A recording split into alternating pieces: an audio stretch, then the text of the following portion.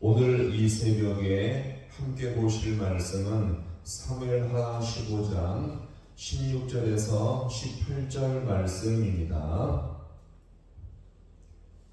사무엘하 15장 16절에서 18절 말씀을 한 절씩 교도하겠습니다.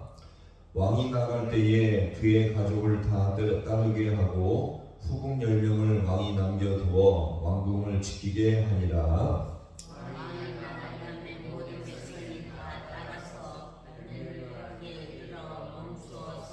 18절 말씀을 함께 봅니다.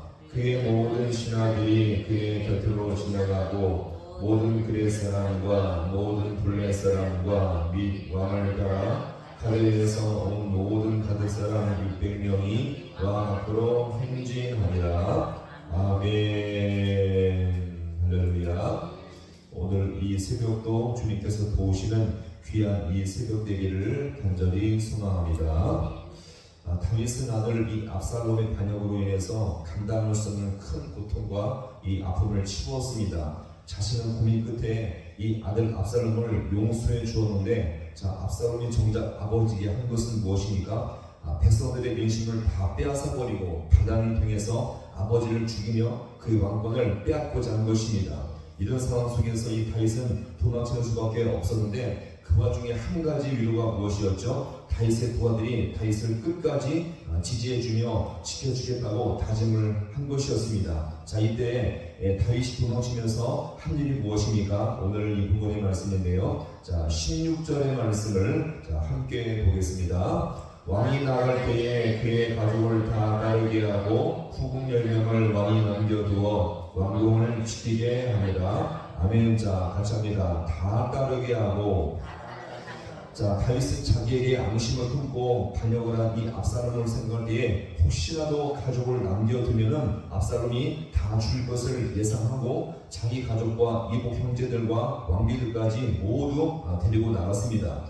그럼에도 이 다윗이 남기고 간 자들이 있었는데, 그들이 누구였습니까? 후궁 10명을 남겨두었죠. 사실 이들은요, 다윗의 친가족이 아니기 때문에 다윗 생각에 이들은 절대 죽을 염려가 없다라고 생각해서 궁을 지키게 했던 것입니다. 그런데 다윗의 이런 결정은 즉각적으로 나단이 예언한 것을 성취한 일이 되고 말았죠. 어떤 예언이었습니까? 사무엘하 12장 11절 보시면 이렇게 말합니다. 내 집에 재앙을 일으키고 내가 내 눈앞에서 내 아내를 빼앗아 내 이웃들에게 주니 그 사람들이 내 아내들과 같이합니다. 백주에 동침하리라. 그 아내들과 백주에 동침하리라.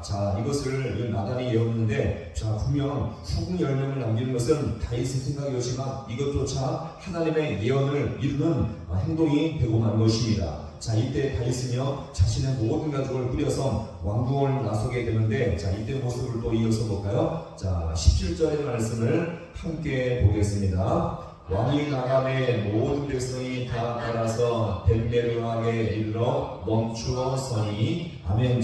왕이 나가자 모든 백성이 다윗을 다 따라서 나갔죠. 여기서 이 모든 백성이란 왕의 가족들만이 아니라 그의 신하들과 그 성 안의 모든 주민들 모두를 포함하는 말입니다. 이제 드디어 본격적으로 다윗은요, 도망자 생활이 시작됐습니다. 이렇게 도망치다가 도착한 곳이 있었는데, 거기가 어디였습니까? 벳메르학이라는 것이었죠. 멀리 있는 집을 뜻하는데, 이 벳메르학은 다윗이 도망치는 길목의 결국과 같은 곳이었죠. 지금 다윗은요, 사람들과 도망치다가 자신의 결국엔 이 벳메르학에 도착하게 되었고, 한숨을 돌리며 어디로 도망쳐야 할지 다시 한번 이 준비를 할 수 있는 그런 적절한 장소였습니다. 그러면서 마지막 절은요, 이 다윗이 도망치는 한결의 모습이 어떠한지를 우리가 마지막으로 볼 수가 있는데, 한번 18절의 말씀을 함께 보겠습니다. 그의 모든 신하들이 그의 곁으로 지나가고 모든 그렛 사람과 모든 블렛 사람과 및 왕을 따라 가드에서 온 모든 가드 사람 600명이 왕 앞으로.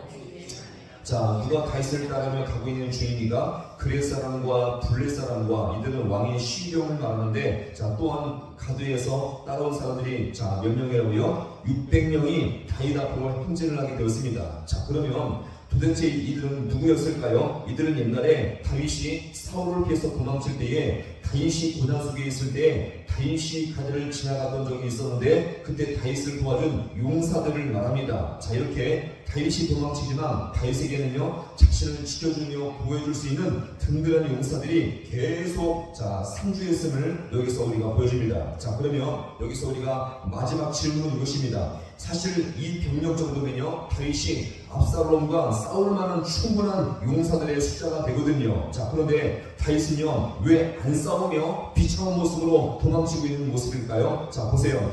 분명 압살롬이 반역했지만 이 모든 죄악의 시작은 누가 시작했습니까? 다윗의 범죄로부터 시작되기 때문에 양심의 가치 때문에 더 이상 싸울 수가 없게 되었던 것입니다. 얼마든지 압살롬과 싸울 수가 있었지만 다윗은 더 이상 피를 흘리지 않기 위해서 이 모든 싸움을 자신이 피하면서 이 모든 것을 피하면 큰 부분 피할 수가 있기 때문에 자신이 싸우지 않고 도망치게 되었던 것입니다. 오늘날 한번 보세요. 교회 안에 한 문제와 갈등이 있을 때 보세요. 혈기와 고집으로 싸우는 것이 아니라 분명 잘잘못을 얼마든지 따질 수가 있겠지만 더 중요한 지침이 무엇입니까? 먼저 피하는 지혜가 필요한 줄로 믿으시기 바랍니다. 이 다윗처럼 피할 때에 큰 부분 피할 수가 있다는 것이죠. 따라서 보세요. 우리가 이 감정에 따라서 시간이 지나면서 감정이 풀렸을 때 같이 하나님의 교제를 푸는 것이 바로 지혜로운 지초사임을 여기서 우리가 볼 수가 있는 것입니다. 따라서 이 모든 문제를 우리가 끝까지 그냥 방치하지 마시고 믿음으로 대처하면 하나님이 주님께서 하나님의 방법으로 이 모든 것을 풀어줄 줄로 믿으시기 바랍니다. 따라서 교회 안에 인간의 혈기와 이 모든 것들을 우리가 이것을 버리시며 더욱더 주님 앞에 기도하고 믿음으로 대처할 때 주님께서 함께 하시고 말미암아 하나님의 방법으로 이 모든 것이 하나님의 교회가 질서있게 세워질 줄로 믿습니다. 우리 모든 가정 속에서 이 모든 것을 믿음으로 대처함으로 말미암아 주님의 일하심을 맛볼 수 있는 우리 모든 성도가 될 수 있기를 주님의 이름으로 간절히 축원합니다. 기도하시겠습니다.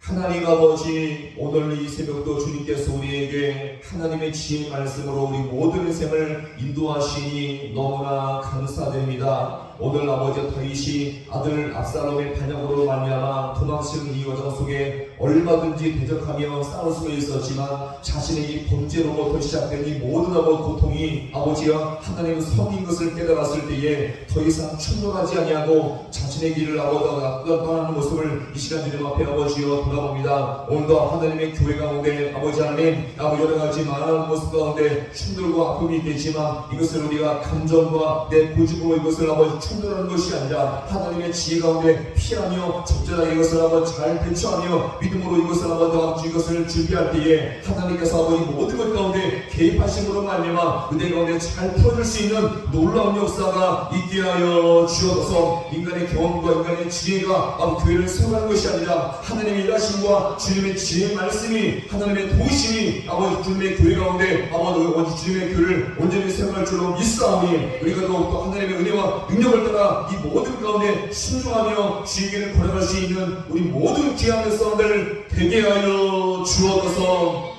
모든 것 주님 앞에 간절히 바라오며 예수님의 이름으로 기도하옵나이다.